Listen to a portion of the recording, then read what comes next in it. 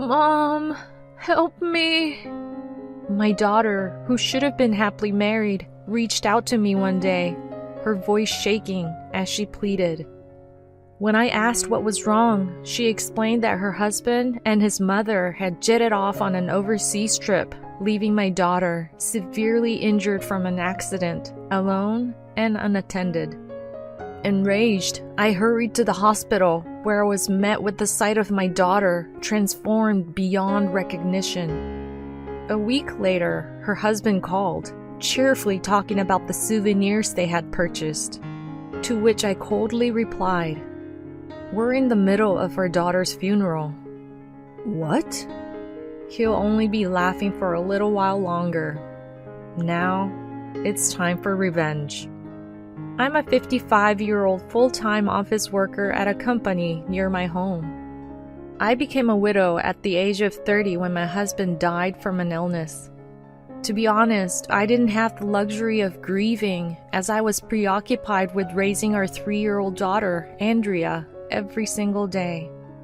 We weren't well off, but by the time she reached high school, she began working part-time and matured into a thoughtful, responsible young woman, often saying, "I can take care of my own expenses, Mom. Thanks for everything." After high school, as she didn't have any specific academic aspirations, she began working at a local firm where she met Stanley, her current husband. I remember it like it was just yesterday when she shyly said, "There's someone I want you to meet." I wondered what kind of person she was going to introduce, but Stanley turned out to be a genuine, good-hearted young man. Coincidentally, Stanley's mother, Tracy, was an old-school friend of mine. Although reserved, I had heard from Andrea that she was kind, which gave me a sense of relief. Though I hadn't seen Tracy since we graduated, we found common ground as single mothers and enjoyed a pleasant dinner together. I had remained single since my husband's passing, but Tracy seemed happy with her partner. A few months later, Andrea was married, radiating pure happiness. During the initial days of her married life, I would sometimes instinctively cook for her. As time passed, I found myself sighing often due to a certain concern. When asked by a colleague, I shared, "I try reaching out to Andrea, but her responses are late or brief. I guess this is part of her adjusting to married life. It feels lonely though." At the beginning of her marriage, Andrea would regularly send me photos of her meals and ask about my health. However, her communication gradually decreased, which left me feeling a bit isolated. I hadn't seen her for nearly a year since she missed Thanksgiving and Christmas. Adding to my frustration, Tracy would contact me often, updating me about Andrea's seemingly happy life. She suggested, "Stanley, Andrea, and I went out to eat the other day. Next time, let's all go out together, including you, Sabrina." But the invitation never came.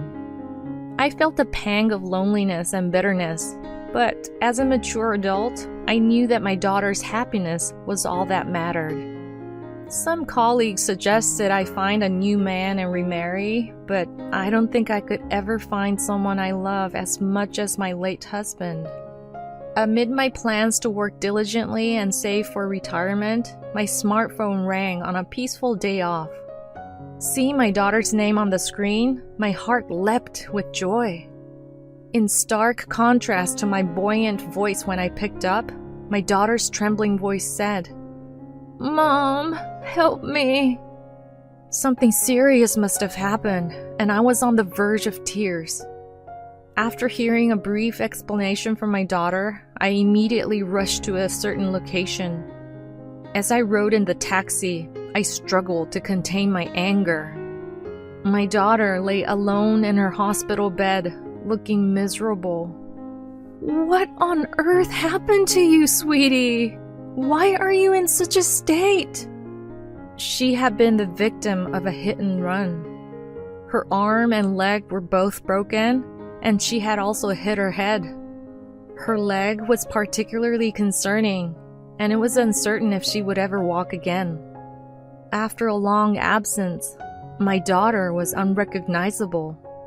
Her hair and skin were dull, and she was alarmingly thin. The sight of her broke my heart. Was what you told me over the phone true? At my words, my daughter quietly nodded her head. Unbelievable! He left his wife in this state and went on a trip abroad with his mother? Unlike her hot-headed mother, my daughter started to speak calmly. On the day of the accident, she and her husband were supposed to be leaving for a honeymoon in Hawaii. Backed by the support of their colleagues, they were going to go on a slightly delayed honeymoon. But when she had the accident that day, she thought the trip would obviously be called off. However, Stanley had said something shocking.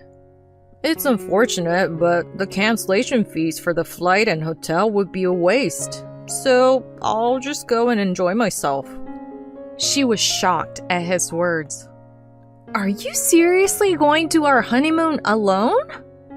At her words, he said, I didn't mention this, but my mother is joining the trip. We've booked the same flight and hotel and plan to surprise you there. My daughter was appalled. You're taking your mother on our honeymoon? She then asked me. I mean, how crazy is that? I'm glad I didn't go on such a trip. At my daughter's indignant words, her husband snorted in laughter. Well, I'll at least buy you a souvenir. Don't tell anyone at work about the accident. They'll think I'm a terrible person. Let's say the accident happened the day we returned from Hawaii. You should let your mother know. Oh, I guess there's no need to worry about that. He left the room laughing loudly, and she lost all contact with him afterwards. When I asked, why couldn't you rely on me? She said, they made me believe you were always troubled by me. I'm sorry for reaching out to you today. I couldn't understand what she meant. After learning about the state of her married life, I found myself in tears in her hospital room. Ah, those jerks! How dare they treat my daughter this way? I will never forgive them. On this day, I swore revenge. Several days later, my son-in-law rang on my daughter's phone. Hello? Hawaii is amazing, Andrea. I don't want to come back. It's a shame you couldn't join. I got you a souvenir, so forgive me. He laughingly said on the other end of the line. Can you keep it down? I'm her mother. Must be nice, huh? To be on a vacation while she was suffering. Is this Andrea's mother? He sounded taken aback that I had answered my daughter's phone. I took a deep breath and said, She's passed away. We're in the middle of her funeral now. What? Upon hearing his seemingly pleased voice, I hung up the phone. The following day, my son-in-law, looking visibly uncomfortable, and his mother, Tracy, paid a visit to my home. I invited them in with a piercing glare. Photographs of my late husband and daughter adorned the altar. Stanley collapsed into tears at the sight of the picture. I'm sorry. I didn't think things would end up like this. She told me it was okay to go. I was furious at his blatant lie that he had gone to Hawaii because my daughter had told him to. In sync with him, Tracy said, Yes, why didn't you tell us such an important thing? I didn't get any contact either. To which I coldly retorted, But you went to Hawaii with them, didn't you? There's no point in reaching out to you. Are you stupid or something? Stanley, my daughter has shared everything with me. She must have felt so abandoned.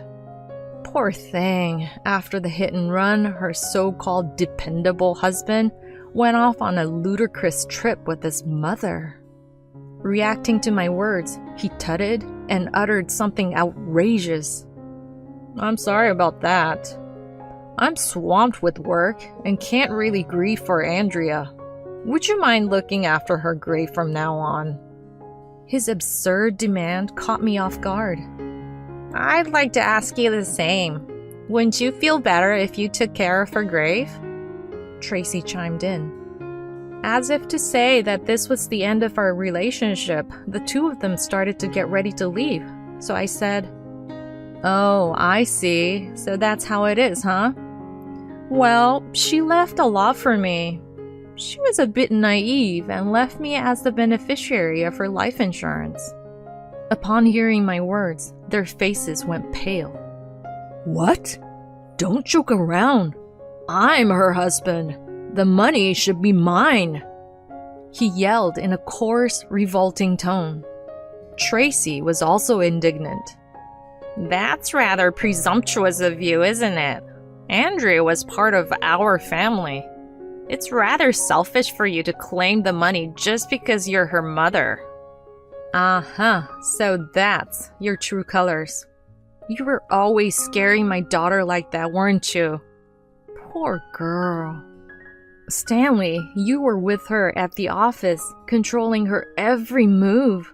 She must have been petrified." I had heard everything from my daughter. "Everything was good after we got married. But as time passed, his controlling nature intensified. At home, he was always watching when I used my smartphone, and during work hours, he would take it away from me. She had told me that the messages I had sent were often deleted before she could read them. When I asked him what was written, he told me, "It says don't come home for Thanksgiving or Christmas. She pretty much hates you." Initially, she didn't believe it, but as I refrained from contacting her respecting her married life, she started thinking, maybe I regretted my actions deeply when I heard that. If I had known that, I would have visited her without hesitation. To add insult to injury, her mother-in-law Tracy, who lives nearby, would come to her house almost every day and complain about how poorly she did housework. She would say things like, "Your mother, she was a terrible woman who changed men like clothes when she was a student. Your father doesn't even know whose child you are. Tracy, you frequently reached out to me. Were all those communications nothing but lies? I've heard that you and Stanley physically abused my daughter. Is that true?" Stanley swore heavily, saying, "Ugh, shut up already, you old hag. It's Andrea's fault for not listening to what my mom says. You're making it sound like I was violent towards her. All I did was make her listen, okay? Just hand over the money already. Your daughter was boring even after she got married. It was a mistake." As he laughed and admitted to his extreme control and violence, I stared at him and said, "I can't give you the money because, in fact, she's still alive. I've moved her to another hospital. I'm not gonna tell you where, though. I wanted to see how you would react if I told you she was gone, but it was more disgusting than I thought." Furious at my words, Stanley said, "What the? Have you lost your mind? Poor girl, she has a mad woman for a mother." Next to him, Tracy was chuckling, but I didn't care. As they left the house laughing uproariously, I told them, "Your bad deeds will always come back to you. I'm curious about how your lives will turn out." As I chuckled, they gave me a strange look and said, "Creepy. Are you sure you're not crazy?" The door was shut with a bang, but I continued to watch their retreating figures, laughing. The next day, the two of them came to my house again, looking frantic. "Hey, lady, it was you, wasn't it? It's about time you stopped getting ahead of yourself, being a woman and all." "Huh? I'm not getting ahead of myself. I just talked to the company about taking some time off because my daughter had an accident and the doctor said she needed long-term hospitalization. I think that's the role of a spouse, but since the spouse was off to Hawaii with his mom, I had to do it. Irritated by my tone, Stanley grabbed my collar and raised his hand. "Go ahead, hit me if you want to. I told you yesterday, didn't I? All your evil deeds will one day come back at you." My daughter isn't as naive as you think. It seems she noticed everything. She even knows who you really went to Hawaii with. At my words, Stanley's face went pale. "Mom, Stanley has been having an affair with a younger coworker. The reason he wanted to go to Hawaii was probably for that junior." Despite her preference for nearby destinations, Stanley was insistent about Hawaii. This junior was equally eager to travel to Hawaii. My daughter, suspecting their relationship, decided to play along when Stanley planned to travel alone on the day of the accident, but she nearly burst into laughter at his desperate lie about traveling with his mother. The disgusting part was realizing that wasn't a lie and that there was an additional person joining them. I assumed they were going to Hawaii to ditch me and have their secret rendezvous. I had planned to take a lot of evidence photos, but then I had the accident.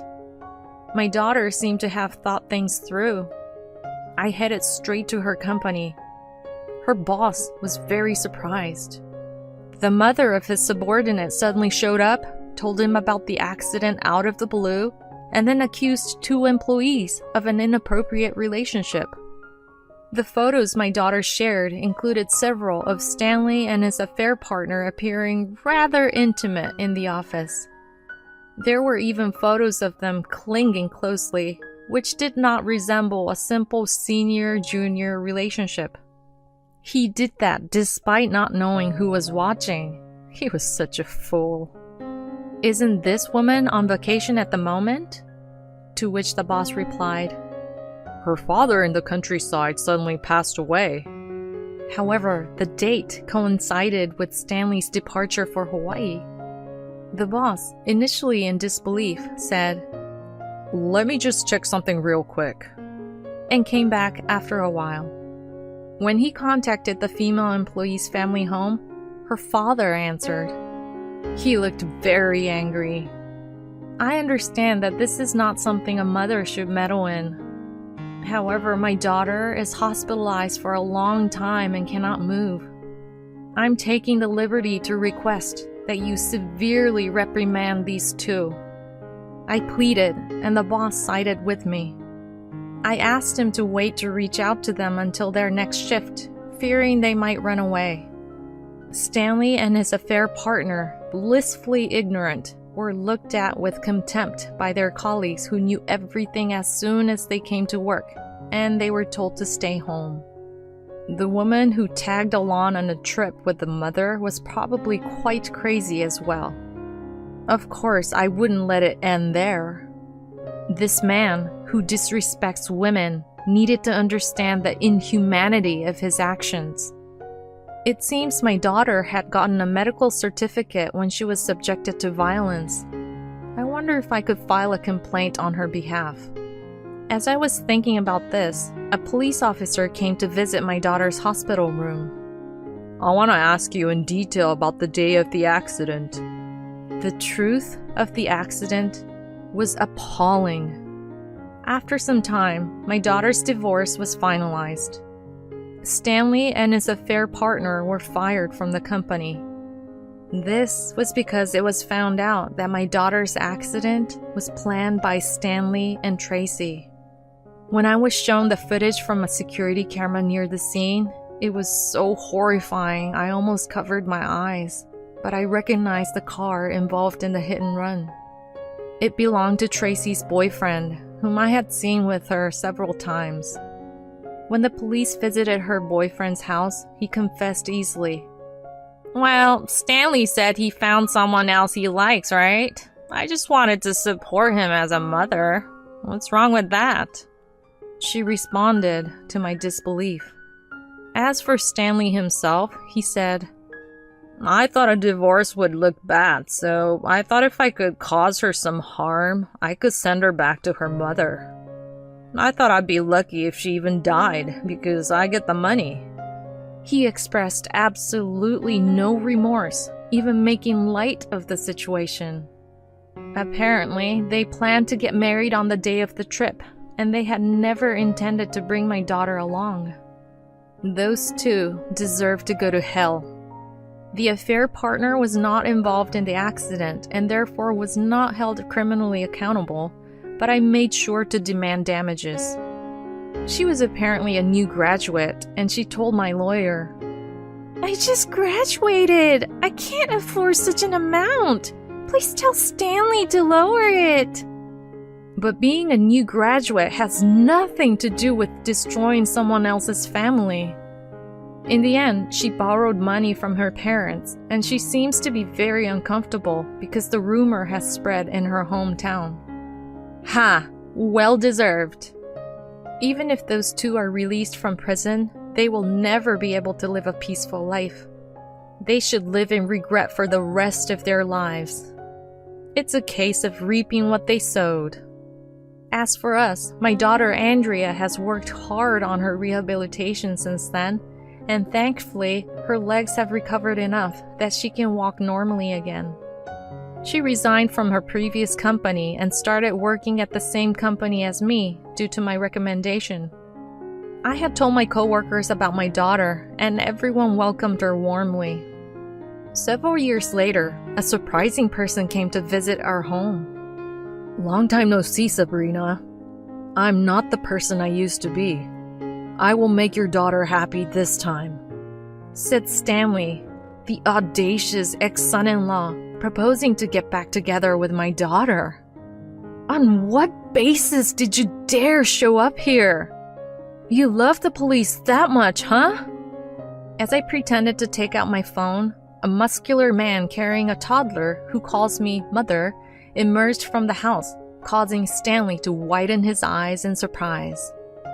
Andrea is happily married now, with a wonderful husband and a lovely child.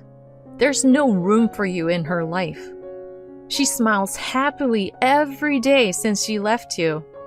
Have you ever seen her smile like that? Of course not. "Now leave," I said, and her current husband, Keith, stepped forward. Stanley whimpered a little and hurried away. "Mom, you always help me out," my daughter says, but that's not true. If it weren't for my little girl who told me everything would be alright the day her father passed away, I wouldn't have been able to keep going. The one being helped, then and now, is me. I wonder if I've been able to be of any help to her. Seeing my family smile happily, that's my greatest happiness.